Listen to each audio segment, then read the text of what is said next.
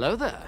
Since the dawn of Star Wars, the Jedi and Sith have been sworn enemies, each of them holding a deep hatred of the other. But the Jedi were also enemies with multiple other factions, including the Mandalorians. But why do the Mandalorians hate the Jedi so much? There is a very long history between the Jedi and Mandalorians that spans for thousands of generations. The Mandalorians were fighting the Jedi, but eventually the fighting would stop for a brief moment in time. In today's video, I will be talking about the history between why Mandalorians hate Jedi so deeply, and why they stopped fighting for a brief moment in time. Before we get to the video, I just want to say, sorry if you hear any construction noise in the background, we just have some construction workers over. To start things off, I think it's easy to say that the Mandalorians hate the Jedi, and the Jedi hate the Mandalorians. It is a very well-known fact within the Star Wars universe. It all started with a Jedi and Mandalorian war, which was a series of multiple conflicts and battles spanning out to hundreds of generations, and it's probably the most likely thing to blame for the deep hatred of each other. Now, this great Jedi-Mandalorian war has been mentioned a couple of times in Star Wars, the Clone Wars show, Star Wars The Mandalorian show, and a couple of times in Star Wars Rebels. It is often viewed as a very dark and depressing time in Mandalorian history, which resulted in the destruction of their homeworld of Mandalore, which left most of the planet a barren and uninhabitable wasteland to most creatures.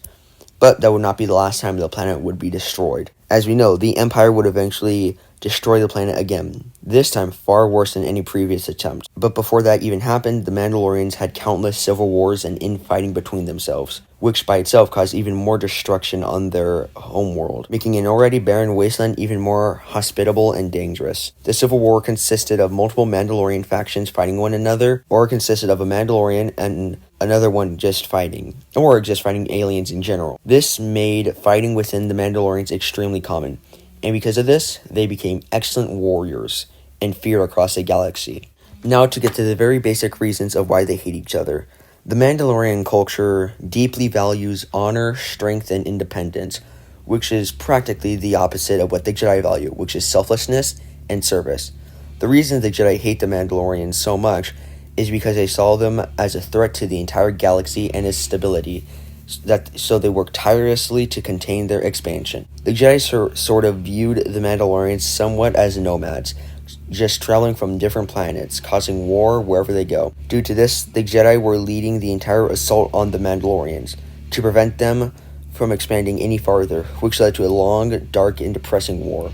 The Jedi Order also saw the Mandalorians as a warrior culture that honored and celebrated and glorified violence, which completely went against the Jedi code and philosophy. Because of this, the Jedi despised the Mandalorians because of their aggressive nature in war, and saw them as a galactic threat to the galaxy's peace and prosperity. In a way, the Jedi sort of feared the Mandalorians, whereas the Mandalorians viewed the Jedi as extremely hypocritical, self-righteous, and corrupt, and stated that the Jedi were not above using violence themselves, so they created their iconic Mandalorian armor in response to the power that the Jedi held in the Old Republic. The armor was created in a way to fight against the Jedi, as stated in the show Star Wars Rebels by Sabine Wren. The Mandalorians' rivalry between the Jedi dates back through thousands of generations, and even waged a war against the Jedi themselves. This war was briefly talked about by the armorer in The Mandalorian. During the days of the Old Republic, there were 5 major conflicts between the Jedi and Mandalorian. I will not be talking about them all, but I will mention most of them.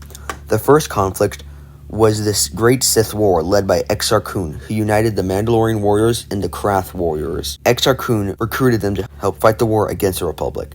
The most famous of all the conflicts was the Mandalorian and Jedi War, which was led by Mandalore the Great, who challenged the Jedi and the Republic itself. When this war ended, though, it was on the surface of Mandalore, being destroyed, leaving the Mandalorians to rebuild their home once more. And of course, as you've seen in the show Star Wars The Clone Wars, they will rebuild over time. The next war left in the destruction of the Mandalorian homeworld.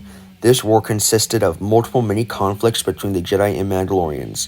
The final war went on between both of the factions, ultimately leading to the devastation of the Mandalorian homeworld. Many Mandalorians, including soon-to-be Duchess Satine, as we take a leap in time, did not want to continue on fighting wars, and decided to become a pacifist in order to not let their world be destroyed anymore, and led her people as such. And in a result of this, it created a very warring faction known as the Death Watch. One of the most significant turning points out of the entire Mandalorian Jedi War was the rise of Tar Vizsla. Now, Tar Vizsla was born and trained by the Jedi Order themselves. He would later return to Mandalore and reunite all the clans on Mandalore under his leadership. Vizsla would then create the Darksaber, a lightsaber variant in which I have talked about in previous videos. This weapon would become a symbol of Mandalorian power and leadership, and whoever would wield the Darksaber would control Mandalore and the Mandalorians. Tar Vizsla is a member of the House Vizsla clan that held power over Mandalore from ancient times. The Mandalorians would revolt against the Jedi, and Clan Vizsla would reclaim leadership over Mandalore, with Tar Vizsla being the first Mandalorian Jedi, and his legacy and memory would live on through the Darksaber, which eventually would be viewed as a symbol of leadership.